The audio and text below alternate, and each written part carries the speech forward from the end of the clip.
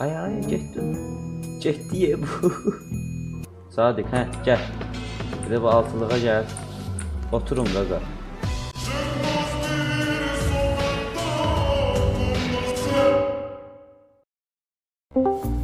O, naşnik işlədim dedi. Ne olur oğlum? Evet şimdi o. Elə aynı da. Onun başqa bir səs var deyim. Gözler bağımızdan bu. Sən deyən başa düşmədim. Lan yoksa lan Kara geceler üzerime korkma sıçıyor. Birimiz yoxdur. İman oradasan. Gagara gugu.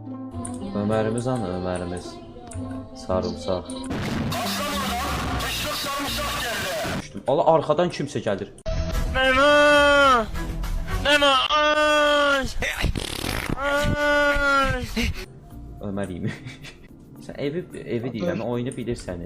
Ha bilmirəm, sadəcə 1 santim baxım şeydir. 1 santim baxıb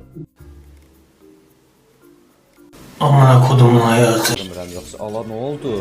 Əncəyə kim qoydu lan? Qatı.